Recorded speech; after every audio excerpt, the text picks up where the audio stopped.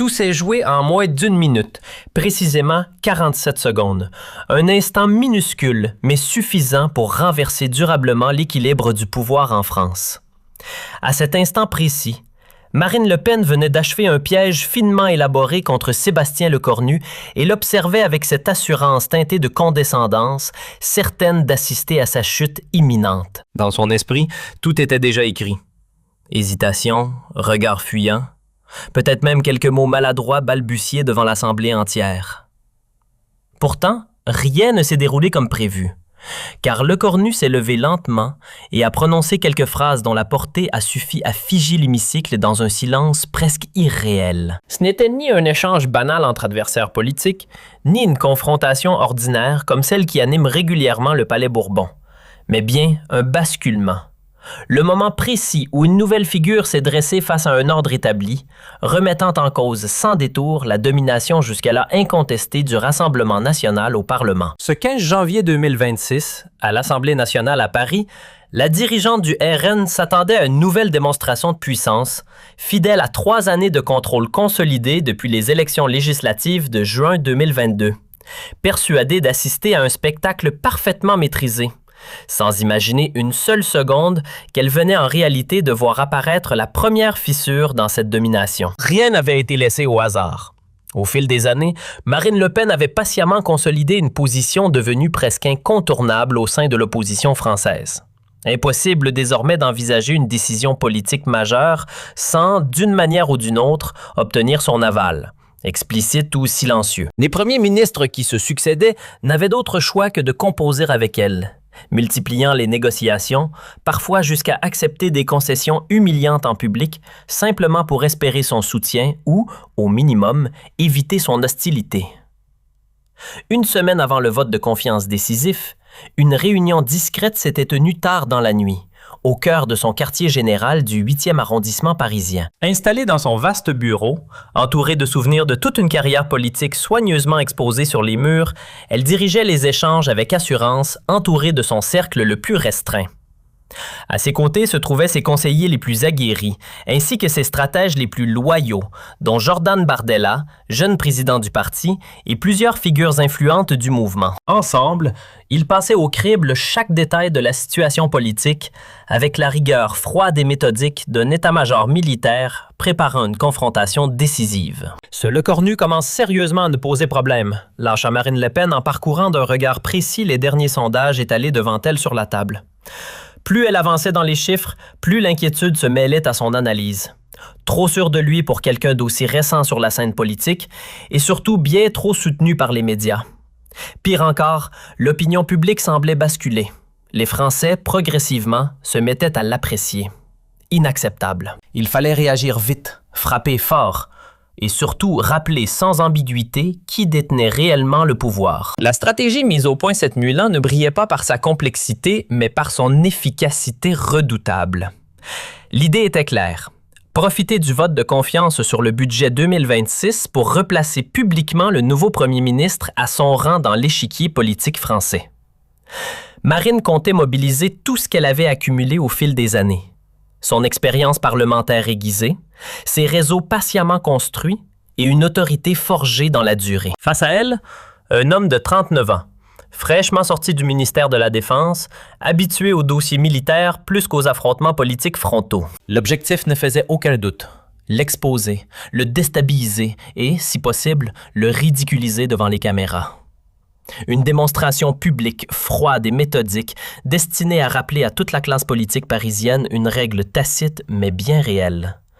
Sans l'assentiment, explicite ou discret, du Rassemblement national, gouverner efficacement en France relevait de l'illusion. Avec une assurance presque tranquille, Marine Le Pen rappelait à ses proches une évidence qu'elle estimait incontestable. Lui, à peine quelques mois en politique, glissait-elle avec un sourire sûr de lui. Puis, sans hésiter, elle opposait son propre parcours, des années passées à l'Assemblée, une maîtrise totale des règles, des mécanismes et surtout des failles de ces institutions vieillissantes. Pour elle, la conclusion ne faisait aucun doute. Ce jeune premier ministre allait très vite comprendre qui détenait réellement l'autorité. Sa confiance n'était pas feinte. Elle reposait sur une longue expérience. Depuis des années, aucun chef de gouvernement n'avait échappé à ce passage obligé. Venir la voir, négocier en amont, chercher son accord avant les votes décisifs. Certains s'y pliaient avec prudence, d'autres avec réticence, mais tous reconnaissaient, d'une manière ou d'une autre, le poids qu'elle exerçait au Parlement. Édouard Philippe avait avancé avec précaution sur plusieurs dossiers sensibles. Jean Castex avait tenté de trouver des compromis acceptables. Élisabeth Borne avait essayé de l'ignorer, une stratégie qui s'était soldée par un échec évident, et Gabriel Attal, lui, avait fini par céder sur plusieurs fronts. Au fond, le constat était simple. Tous avaient fini par jouer selon des règles jamais écrites, mais parfaitement intégrées, façonnées progressivement par le Rassemblement national au fil des années. C'est précisément là que Marine Le Pen s'est trompée. Et pas à moitié. Une erreur d'analyse lourde de conséquences, une faute stratégique dont le prix allait être particulièrement élevé sur le plan politique. Elle avait cru reconnaître un schéma familier, un premier ministre de plus à manœuvrer, sans réaliser qu'elle faisait face à un profil radicalement différent. Sébastien Lecornu ne ressemblait en rien à ceux qu'elle avait précédemment contenus ou dominés. Depuis sa nomination inattendue en septembre, il n'était pas resté passif. Bien au contraire. Pendant des mois, il avait observé avec une précision presque chirurgicale le fonctionnement interne du RN à l'Assemblée, mêlant une vigilance croissante à une capacité d'analyse digne de stratège aguerri. Son regard, affûté comme celui d'un officier rompu aux tactiques complexes, lui permettait de décoder chaque mouvement. Il comprenait parfaitement la mécanique. La manière dont Marine Le Pen imposait ses conditions sans partage, comment elle exploitait son expérience et son poids politique pour neutraliser les initiatives adverses, et surtout la façon dont elle considérait l'hémicycle comme un espace qu'elle contrôlait, imposant ses règles avec assurance, presque comme si elle en était la propriétaire. Mais Lecornu n'était pas homme à se contenter d'observer. Derrière son calme apparent et son tempérament réfléchi se cachait une décision déjà prise. Formé aux stratégies les plus exigeantes, il avait compris une chose essentielle. Le moment était venu de renverser les règles du jeu politique français. Ce que personne n'imaginait à ce moment-là, pas même les plus proches conseillers d'Emmanuel Macron à l'Élysée, s'est joué dès le soir de sa nomination officielle. Dans l'ombre, loin des regards, 3 profils discrets, presque invisibles pour le grand public, entraient en scène. Des acteurs silencieux, mais redoutablement efficaces. La première, Claire Dubois, 52 ans, n'était pas une inconnue dans les coulisses du pouvoir. Pendant 15 ans, elle avait évolué dans les arcanes parlementaires, accumulant une connaissance quasi encyclopédique des règles du Palais Bourbon. Rien ne lui échappait. Les procédures les plus complexes, les subtilités du règlement et surtout les failles exploitables du système. Ce soir-là, en ouvrant un dossier épais qu'elle avait préparé avec minutie, elle s'adressa directement au nouveau chef du gouvernement. « Monsieur le Premier ministre, Marine Le Pen a un angle mort qu'elle ne voit pas elle-même. Elle croit que le poids des députés, l'expérience des débats et la force politique suffisent à imposer sa domination. Mais elle sous-estime une chose essentielle. Les règles institutionnelles peuvent se retourner contre ceux qui pensent les contrôler. » À ses côtés se trouvait Thomas Mercier, 45 ans, un ancien journaliste politique chevronné, reconverti dans la gestion de crises médiatiques après avoir suivi pendant une décennie l'ascension du Front national, puis du Rassemblement national pour le journal L'Hymne. Son regard, lui, était différent, plus stratégique encore, presque inquiet. Il prit la parole à son tour avec un sérieux qui tranchait avec l'atmosphère. « Monsieur le Premier ministre, elle va chercher à vous exposer publiquement dès le premier grand affrontement, » avait averti Mercier d'un ton grave. « C'est toujours ainsi qu'elle procède avec les nouveaux venus. Elle installe un piège parfaitement construit sous l'œil des caméras, vous pousse à réagir sur le moment, puis retourne cette réaction contre vous pendant des semaines. » À leur côté se tenait le 3e membre de ce cercle discret. Le professeur Jean-Marc Fontaine, 67 ans, expert reconnu des mécanismes de la Ve République. Cette nuit-là, les 4 hommes et femmes ne s'étaient pas accordé la moindre pause, travaillant sans relâche jusqu'aux premières lueurs du jour. Vers 6 heures du matin, lorsque Claire Dubois proposa une approche audacieuse, Lecornu esquissa un sourire, conscient des enjeux. « C'est dangereux. Si nous échouons, ma carrière est finie. » Mercier sans détour posa la question évidente. Et si ça fonctionne? Le cornu répondit calmement. Alors elle réalisera qu'elle n'est plus la seule à maîtriser les règles de ce jeu. Le 15 janvier 2026, l'hémicycle de l'Assemblée nationale était plein à craquer. Le moment du vote approchait. Marine Le Pen fit son entrée entourée de son cercle le plus proche, affichant une assurance totale. À 15h30 précise, la séance débuta et elle prit immédiatement la parole. Montant à la tribune, elle lança d'une voix posée « Mesdames et messieurs les députés, je me réjouis que nous puissions débattre de l'avenir de notre pays. » Puis son regard se fixa sur le cornu. La France traverse une période difficile. Inflation, chômage, insécurité. Et, comme réponse, on nous impose un nouveau premier ministre. Jeune, sans expérience, tout droit venu de la défense.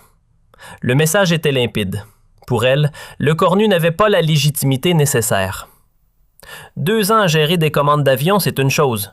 Mais diriger la France, ce n'est pas piloter des rafales, c'est comprendre la réalité du peuple. Marine Le Pen ne s'arrêta pas là. Elle avançait méthodiquement, chaque phrase venant renforcer un piège déjà bien en place. Le budget que vous défendez n'est rien d'autre qu'un produit de technocrates conçu dans les bureaux de Bercy par des élites qui n'ont jamais mis les pieds ni dans une usine en faillite, ni dans un hôpital débordé. À chaque attaque, les applaudissements redoublaient. Puis elle appuya là où elle voulait frapper. Et savez-vous ce qu'il manque cruellement à ce budget? Le pays réel, les Français, ma priorité nationale. Le ton changea ensuite, devenant plus personnel, plus incisif. Monsieur le Premier ministre, vous êtes fidèle à Emmanuel Macron. Mais à force de loyauté envers un homme, on finit parfois par trahir une nation. Vous avez peut-être été efficace à la défense, mais diriger le gouvernement, c'est autre chose. C'est défendre la France face aux pressions de Bruxelles. Puis vint le moment clé, celui du véritable piège. Elle sortit lentement une feuille, laissant planer le suspense. J'ai ici quelques questions simples, celles que n'importe quel citoyen pourrait vous poser. Si vous êtes incapable d'y répondre, alors la conclusion est évidente. Vous n'êtes pas à la hauteur pour gouverner. L'atmosphère changea immédiatement. Le silence s'installa, même du côté de la majorité. Elle entama la première question, prenant le temps de chaque mot. Combien coûte aujourd'hui une baguette de pain en France? Face à elle, le cornu ne bougea pas. Aucun mot, aucune réaction. Il restait parfaitement immobile, visage fermé, comprenant parfaitement qu'il venait d'entrer dans un piège soigneusement préparé. Sans lui laisser le moindre répit, elle enchaîna immédiatement. Deuxième point, combien gagne en moyenne une infirmière dans un hôpital public? Cette fois, son sourire ne se cachait plus, trahissant une certitude grandissante. Elle poursuivit implacable. Troisième question. Combien d'entrées clandestines sur le territoire français l'an dernier, précisément? Le rythme s'accélérait, chaque interrogation venant renforcer le dispositif. Rien n'était laissé au hasard. Quatrième. Combien d'agriculteurs ont été contraints de cesser leur activité à cause des règles européennes en 2025? Puis, sans ralentir, cinquième. Quel est le véritable taux de chômage dans les quartiers les plus sensibles? À chaque question, elle ponctuait son intervention d'un regard appuyé vers le cornu, oscillant entre défi assumé et mépris à peine dissimulé, tout en occupant la scène avec une gestuelle presque théâtrale. Puis elle conclut, comme pour verrouiller définitivement la situation, « Si notre nouveau premier ministre reste silencieux face à des questions aussi simples, c'est bien qu'il ignore tout de la France réelle, celle qui endure, qui travaille, qui lutte chaque jour. » En revanche, les salons de Matignon, les réceptions feutrées de l'Élysée ou les événements internationaux à Bruxelles, cela, il connaît parfaitement. Le mécanisme était désormais complet. Qu'il réponde ou non, il était piégé. S'il donnait des chiffres, il serait disséqué et contesté. S'il se taisait, cela confirmerait son éloignement du terrain. Un dispositif sans échappatoire, pensé pour ne laisser aucune issue. Puis elle abattit sa dernière carte, avec une assurance presque provocante. Voici donc, très concrètement, ce que je propose. Sa voix se voulait posée, mais la manœuvre était évidente. Il serait raisonnable de reporter ce vote de confiance de quelques semaines.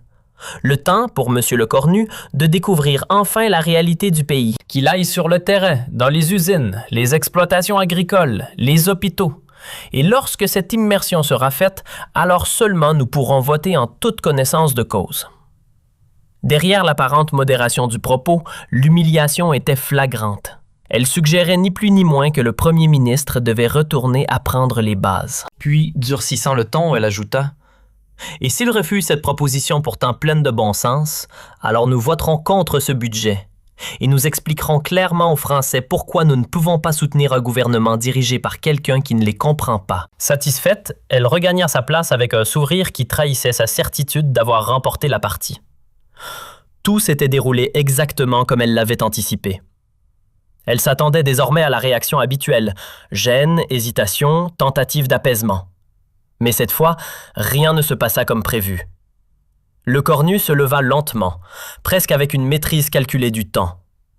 Aucun signe de nervosité, aucune agitation. Au contraire, il donnait l'impression d'un homme qui attendait cet instant depuis longtemps. « Madame Le Pen, commença-t-il d'une voix étonnamment posée, mais ferme. Merci pour cette intervention. » Une simple phrase, mais dans son ton, quelque chose changeait. Et pour la première fois, elle se raidit. Le corneau s'avança alors vers le micro, fixa Marine Le Pen sans détour et lança avec un calme tranchant « Madame Le Pen, merci pour ce rappel appuyé de votre parcours politique. 7 années à l'Assemblée, en effet. Une expérience que vous revendiquez volontiers. Mais parlons concrètement. En 7 ans, combien de lois avez-vous réellement fait adopter ? Je vais vous éviter le calcul. 3. 3 textes, et encore, de portée limitée. » Le contraste était saisissant. Puis il enchaîna, implacable. « Et vos amendements? Sur 267 propositions déposées, combien ont abouti? 60%. » Elle tenta de couper court, mais il poursuivit, plus incisif encore. « Vous invoquez l'expérience, très bien.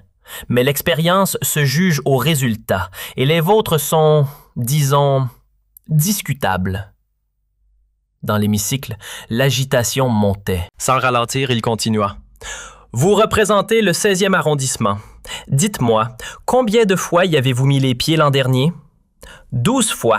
Une visite mensuelle. Félicitations pour cette régularité. Le sarcasme frappait juste. Puis il retourna son attaque. Vous m'interrogez sur le prix d'une baguette? Permettez-moi de vous poser à mon tour une question simple. À quand remonte la dernière fois que vous en avez acheté une vous-même? Sans caméra, bien sûr. Le visage de Le Pen se fermait. Vous parlez de déconnexion. Mais vous vivez dans un appartement spacieux du 16e? Vous voyagez en première classe?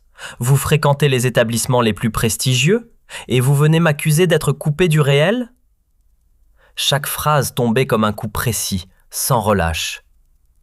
Sans relâcher la pression, le cornu enchaîna en s'appuyant sur des faits précis. Prenons votre année 2025. Combien de territoires avez-vous réellement parcouru? 23. Sur 100. Il marqua une pause puis ajouta. De mon côté, 167 en 2 ans. L'écart parlait de lui-même. Il continua, méthodique. Vous évoquez les agriculteurs. Très bien. Combien de jours avez-vous passé dans une exploitation l'an dernier? Aucun. Pour ma part, 12 jours sur le terrain. Puis il enfonça le clou. Et les infirmières que vous mentionnez? Savez-vous que votre groupe a voté contre l'augmentation de leur salaire? Dans les rangs du RN, le silence s'installait. Les applaudissements avaient cessé. Puis il revint à la proposition qui lui avait été faite. Quant à votre suggestion de reporter le vote pour que je m'instruise, ma réponse est simple. Non. Ce refus, bref et tranchant, résonna dans toute la salle. Non, parce que pendant que vous orchestrez vos mises en scène, il y a des citoyens qui attendent des réponses concrètes. Des hôpitaux sous pression, des écoles à rénover, des vies qui ne peuvent pas patienter. Non, parce que je ne suis pas ici pour jouer un rôle, mais pour gouverner. Le contraste devenait évident. Ce budget n'est pas improvisé, il est le fruit de mois de travail, de centaines d'heures de concertation. Et il prévoit quoi? Des hausses pour les soignants? Des soutiens pour le monde agricole? Des investissements pour la sécurité? Autant de points soigneusement ignorés par son adversaire, car ils ne correspondaient pas au récit qu'elle cherchait à imposer. Puis il franchit un cap. Alors oui, Vous déformez la réalité. Le ton se durcit. Voilà comment cela va se passer. Le vote aura lieu aujourd'hui, pas dans quelques semaines. Chacun prendra ses responsabilités. Si vous estimez ce budget mauvais, votez contre, mais assumez-le. En revanche, si vous choisissez de voter contre uniquement pour bloquer, pour semer le désordre, alors les Français verront clair. Le message était limpide. Ils comprendront que vous ne cherchez pas à construire, mais à vous opposer systématiquement. Vous critiquez tout, mais vous ne proposez rien. Puis le Cornu changea de registre, plus personnel, presque intime. Vous voulez connaître ce qui nous distingue vraiment?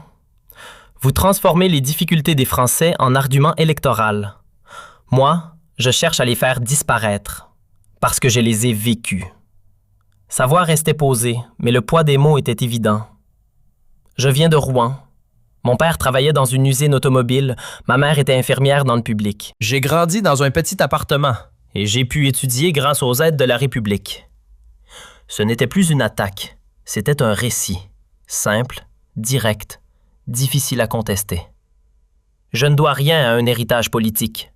Mon mandat, je ne l'ai pas reçu, je l'ai gagné. Je n'ai pas grandi dans les cercles privilégiés du 16e arrondissement. Ce que j'ai construit, je l'ai fait par le travail, pas par mon nom. Face à lui, Marine Le Pen semblait déstabilisée. Et puis, soudain, le moment bascula. Le Cornu s'arrêta net, inspira profondément, fixa son adversaire sans détour et lâcha lentement une phrase qui glaça littéralement toute l'Assemblée. « Madame Le Pen, cela fait 30 ans que vous promettez de sauver la France. Mais en réalité, la seule chose que vous avez protégée, c'est votre propre carrière bâtie sur la peur et le mensonge. » Ce qui suivit fut un silence presque irréel. Plus aucun bruit, comme si le temps s'était suspendu. Marine Le Pen restait immobile, le visage figé, mais son regard trahissait l'impact du choc. Dans les rangs du RN, personne ne bougeait. Personne ne savait comment réagir. Le Cornu, lui, ne ralentissait pas. Quand déciderez-vous enfin d'être utile au pays plutôt que de vous en servir pour vos ambitions personnelles? La question resta en suspens, lourde, implacable, comme un verdict prononcé devant un tribunal. Pour la première fois depuis des années, Marine Le Pen resta muette. Aucun mot, aucune réplique. Comme si tout son arsenal rhétorique venait de disparaître d'un coup. Elle, habituellement si rapide à répondre, semblait incapable de reprendre la main. Le président de séance tenta de ramener un semblant d'ordre. « Monsieur le Premier ministre ?» Mais Le Cornu coupa court avec une précision chirurgicale. « J'ai terminé. Je demande que le vote ait lieu immédiatement. » Une manœuvre parfaitement maîtrisée, rendue possible par les règles institutionnelles elles-mêmes. Dans les tribunes, Claire Dubois esquissait un sourire satisfait. Tout s'était déroulé exactement comme prévu. 3 minutes. 3 minutes à peine, et pourtant une attente interminable lorsque les résultats apparurent enfin à l'écran. 20 voix contre. Mais l'essentiel n'était pas là. 50 députés du RN avaient choisi de s'abstenir publiquement. Une première. Un geste inédit, marquant une rupture avec l'alignement automatique derrière leur dirigeante. Marine Le Pen fixait les chiffres, incrédule. Ce n'était pas seulement un revers politique, c'était un choc personnel, la première fissure visible dans un contrôle jusque-là total. De son côté, Le Cornu se leva simplement, salua brièvement l'Assemblée, puis quitta les lieux sans triompher, comme quelqu'un qui venait simplement d'accomplir sa mission. Dans les couloirs, l'agitation était immédiate. Les journalistes l'encerclaient déjà. « Peut-on parler d'une victoire historique ?» Il répondit sans emphase. « Ce n'est pas une victoire personnelle, c'est un vote de confiance. Le travail commence maintenant. » Mais à l'extérieur, la tempête médiatique s'emballait. En quelques heures, les réseaux sociaux s'embrasaient, la confrontation Le Cornu-Le Pen devenant le sujet numéro 1. Les images circulaient partout, vues des millions de fois. Aux zones du RN, la situation virait à la crise. Marine Le Pen s'était isolée, refusant toute déclaration, obsédée par un chiffre, 50. 50 élus qui n'avaient pas suivi. Un signal inquiétant. Le lendemain, la presse était unanime et sans pitié. Dès le lendemain, la presse s'emballa. Le Figaro affichait sans détour « Le Cornu écrase Le Pen à l'Assemblée ». Libération saluait une démonstration implacable. Le premier ministre déconstruit point par point le discours du RN. Quant à Le Monde, il y voyait déjà l'émergence d'une nouvelle approche face au populisme. Et très vite, les conséquences se firent sentir. En quelques semaines, les sondages étaient sans appel. Marine Le Pen perdait 6 points, une chute nette qui fragilisait sérieusement son image d'autorité incontestée. Sa position, jusque-là solide, vacillait. À l'inverse, Le Cornu s'imposait progressivement. Son influence grandissait, ses ministres le percevaient autrement, et même ses opposants commençaient à lui accorder un respect nouveau. Mais au-delà des chiffres, c'est un changement plus profond qui s'opérait. Pendant des années, les formations traditionnelles avaient évité l'affrontement direct avec le RN. Et soudain, ce tabou venait d'être brisé. Le Cornu avait démontré qu'il était possible de répondre au populisme autrement, non pas par des slogans, mais avec des faits solides et une posture ferme. Très rapidement, d'autres responsables politiques commencèrent à s'inspirer de cette approche. Ce que certains appelaient déjà la méthode Le Cornu s'installait peu à peu comme une véritable ligne stratégique. En avril 2026, Marine Le Pen tenta de reprendre l'initiative avec un grand rassemblement à Lyon devant des milliers de militants.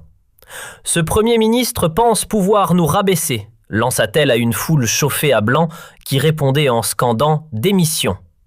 Mais face à cette offensive, Le Cornu adopta une réponse inattendue et redoutablement efficace. Il choisit simplement de ne pas réagir. « Elle peut bien parler autant qu'elle le souhaite », déclara Le Cornu avec détachement. « De mon côté, je me concentre sur les Français. Les querelles inutiles ne m'intéressent pas. » Et paradoxalement, ce silence était une arme redoutable. Être ignoré pour un adversaire politique peut s'avérer bien plus déstabilisant que d'être attaqué frontalement. Pendant que Marine Le Pen enchaînait les interventions médiatiques, cherchant à provoquer une réaction, Le Cornu, lui, avançait sans dévier. Plus elle insistait, plus elle donnait l'image d'une figure obsédée, incapable de sortir de cette confrontation. En juin 2026, les chiffres vinrent confirmer ce basculement. 62% des Français soutenaient cette approche. Et plus surprenant encore, 34% des électeurs du RN eux-mêmes estimaient que leur parti devait adopter une attitude plus constructive. Un véritable choc politique. Quelques mois plus tard, en septembre 2026, un événement inattendu changea encore la donne. Lors d'un déplacement, Le Cornu fut la cible d'une tentative d'agression physique menée par un individu lié à l'extrême droite proche du RN. L'incident aurait pu avoir des conséquences politiques dévastatrices pour Marine Le Pen. Mais contre toute attente, la réaction du premier ministre prit tout le monde de court. Dans une déclaration solennelle, il affirma « Je refuse d'attribuer cette responsabilité au Rassemblement national. La violence en politique est inacceptable, mais accuser un mouvement entier pour l'acte isolé d'un individu serait une faute morale. » Cette prise de position surprit profondément le pays. Face à cette posture, Marine Le Pen fut contrainte de réagir, et pour la première fois, ses mots changèrent de ton. « Je remercie le Premier ministre pour son sens de la justice et son équité. » C'était une première. Pour la toute première fois, Marine Le Pen évoquait Le Cornu sans la moindre agressivité. Puis, en octobre 2026, un événement que beaucoup jugeaient inimaginable se produisit. Elle soutint un amendement porté par le gouvernement, un geste lourd de sens. Comme si, enfin, elle admettait que sa posture d'opposition permanente avait atteint ses limites. Quelques semaines plus tard, en novembre, lors de la cérémonie du 11 novembre à l'Arc de Triomphe, les caméras captèrent un instant inattendu. Une poignée de main entre les deux adversaires. À voix basse, elle reconnut « Vous avez remporté cette bataille. » Et lui, sans détour, répondit « Ce n'est pas une bataille politique, c'est la France. » Et son avenir. L'échange n'avait duré que quelques secondes, mais sa portée dépassait largement ce moment. Il symbolisait la fin d'un cycle entier. Un an après ces 47 secondes devenues légendaires, le paysage politique français n'était plus le même. Le Cornu s'était imposé, plus solide que jamais. À l'inverse, Marine Le Pen voyait son influence diminuer, contestée jusque dans ses propres rangs. Le débat public lui-même avait évolué. Plus ancré dans les faits, moins dominé par l'émotion et les formules simplistes. Dans les écoles de sciences politiques, on analysait désormais ce moment Lecornu comme un cas d'école. Comment répondre au populisme par des faits concrets? Comment garder son sang-froid face à la provocation? Comment retourner un piège contre celui qui l'a tendu? De son côté, Marine Le Pen tirait une leçon difficile mais essentielle. Elle comprenait désormais que la confiance excessive finit toujours par se heurter à ses limites et qu'une opposition systématique finit par se retourner contre elle-même. Dans un échange privé avec ses proches, elle aurait reconnu « Lecornu m'a donné la leçon la plus importante de ma carrière. Il m'a fait comprendre que j'étais devenu exactement ce que je prétendais combattre. » Et au fond, tout avait commencé là. Une seule phrase, prononcée en 47 secondes, composée de quelques mots soigneusement choisis, mais suffisant pour déclencher une transformation politique profonde. Mais l'histoire ne s'est pas arrêtée à cet affrontement. Dans les mois qui ont suivi, un changement bien plus profond s'est opéré, presque invisible au départ, mais décisif. Ce jour-là, ce n'est pas seulement Marine Le Pen qui a vacillé. C'est toute une manière de faire de la politique qui a été mise à nu. Une approche fondée sur la peur, les approximations et l'exploitation des émotions. Ce modèle, longtemps efficace, venait d'être publiquement exposé et surtout remis en cause. Très vite, les spécialistes de la vie politique ont commencé à analyser ce moment comme un véritable tournant dans l'histoire récente de la Ve République. Universités, chercheurs, auteurs, tous s'en sont emparés. Des travaux académiques ont vu le jour, des ouvrages ont été publiés et même des documentaires ont tenté de reconstituer, seconde après seconde, ce face-à-face devenu emblématique. Ce qui captivait le plus les observateurs, ce n'était pas seulement le résultat, mais la manière dont il avait été obtenu. Contrairement à l'impression initiale, il ne s'agissait pas d'une réaction improvisée sous la pression. Tout avait été pensé en amont, structuré, préparé avec précision, puis exécuté avec une efficacité remarquable. 6 mois plus tard, dans un ouvrage très commenté, Claire Dubois, l'architecte de l'ombre, leva le voile sur les coulisses de cette stratégie. « Rien n'a été laissé au hasard », expliquait-elle. « Nous avions envisagé chaque scénario. Nous savions exactement comment elle attaquerait et nous avions préparé des réponses pour chaque situation. Mais surtout, nous avions fait un choix essentiel. Ne pas se contenter de répondre. Nous avons décidé de riposter. Avec des faits, pas avec des émotions. » Ces révélations ont immédiatement déclenché un débat intense. Certains ont dénoncé une forme de calcul froid, voire de cynisme. D'autres, au contraire, y ont vu la preuve d'une maîtrise politique rare et d'une redoutable efficacité. Quoi qu'en disent ses détracteurs, un fait restait indiscutable. Les résultats étaient là. Après cette confrontation, la dynamique du gouvernement Lecornu s'était nettement renforcée. Sa popularité grimpait régulièrement et des réformes qui auraient autrefois déclenché des blocages massifs franchissaient désormais les étapes parlementaires avec une facilité inattendue. Plus surprenant encore, certains élus du RN eux-mêmes commençaient ponctuellement à soutenir des textes gouvernementaux. En parallèle, Marine Le Pen traversait une phase délicate. Cette défaite publique l'avait fragilisée. Pendant plusieurs semaines, elle s'était faite rare, presque absente du paysage médiatique. Lorsqu'elle réapparaissait, son ton avait changé. Plus mesuré, plus prudent, loin de l'agressivité et de la provocation qui caractérisaient jusque-là ses interventions. À l'intérieur même du Rassemblement national, les lignes commençaient à bouger. Les tensions, d'abord discrètes, devenaient visibles. Jordan Bardella, jeune président du parti, occupait de plus en plus le devant de la scène. Certains voyaient déjà en lui un successeur naturel, prêt à prendre le relais le jour où Marine Le Pen déciderait de se retirer. Quant aux 50 députés qui s'étaient abstenus lors du vote décisif, ils formaient désormais un courant informel, porteur d'un message clair. Il fallait repenser la stratégie. Selon eux, s'opposer systématiquement ne suffisait plus. Le parti devait évoluer, proposer des solutions concrètes, devenir force de proposition plutôt que simple machine à critiquer. Cette fracture interne éclata au grand jour en décembre 2026 lors du congrès annuel du parti à Nice. Pour la première fois, l'autorité de Marine Le Pen fut contestée ouvertement.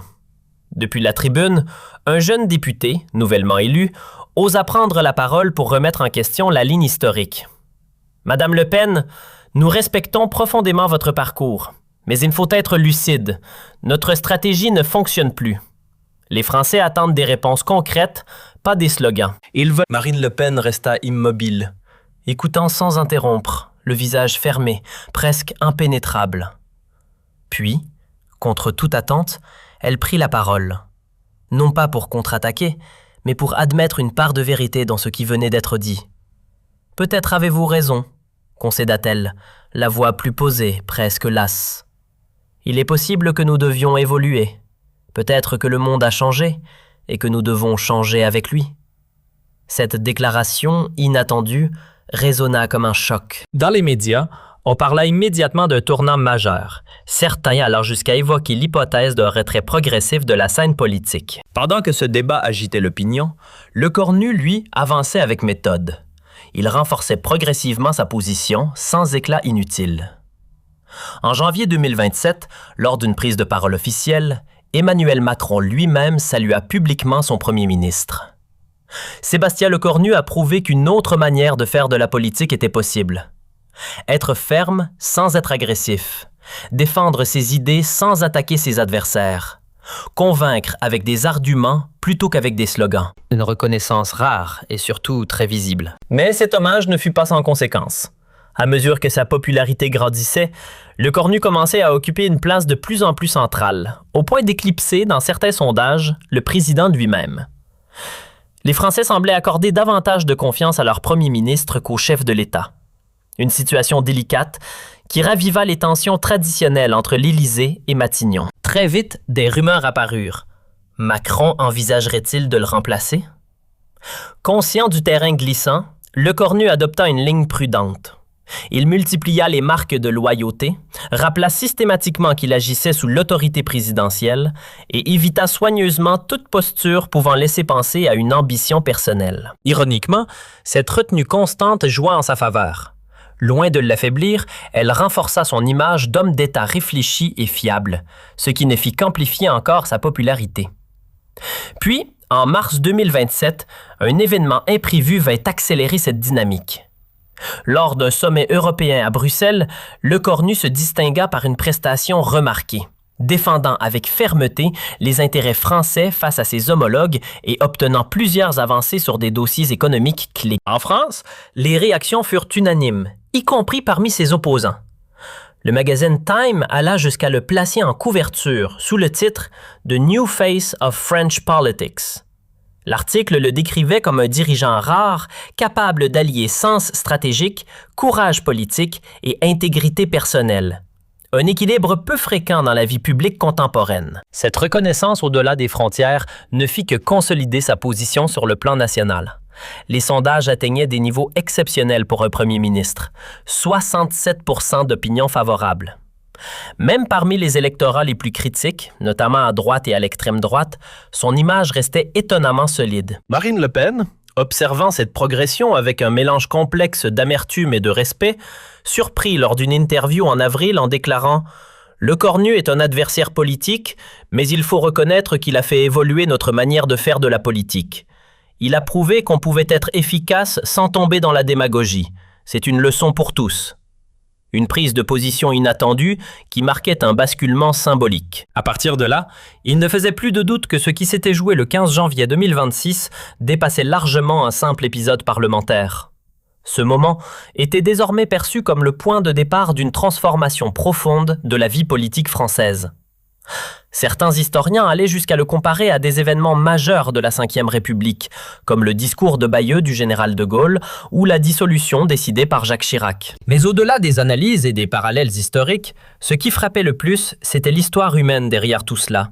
Celle d'un homme de 39 ans, issu d'un milieu modeste, qui refuse de se plier à l'intimidation d'une figure installée depuis des décennies, qui choisit de s'exprimer avec calme mais fermeté, quitte à risquer sa carrière, et qui privilégie les faits à l'émotion, l'argument à la démagogie, le respect à l'attaque personnelle. Au fond, c'est peut-être là que réside l'essentiel de ce fameux moment Lecornu. Pas dans une prouesse de communication ni dans une manœuvre tactique brillante, mais dans quelque chose de bien plus profond. Une démonstration de courage, d'intégrité et de la force que peut avoir la vérité lorsqu'elle est assumée publiquement. Aujourd'hui, dans les lycées comme dans les universités, nombreux sont les jeunes qui évoquent cet épisode lorsqu'ils réfléchissent à l'avenir politique de leur pays. Non pas parce qu'ils adhèrent à chacune des décisions prises par le corps nu, mais parce qu'ils reconnaissent une manière différente d'agir, une méthode fondée sur la rigueur, la maîtrise et le refus des raccourcis démagogiques. Peut-être est-ce là le véritable héritage de ces 47 secondes. Non pas un succès politique ponctuel, mais une transformation durable de la culture du débat en France. un retour en quelque sorte aux principes fondamentaux du débat républicain. Respect des adversaires, attachement à la vérité, primauté de l'argument sur l'émotion. Et tout cela a commencé par un choix simple, presque banal en apparence. Ne pas céder à la peur, dire les choses telles qu'elles sont, et croire que les citoyens méritent mieux que des discours fondés sur la manipulation. 47 secondes ont suffi à démontrer qu'en politique, comme dans la vie, le courage et la sincérité peuvent parfois l'emporter sur la peur et le mensonge.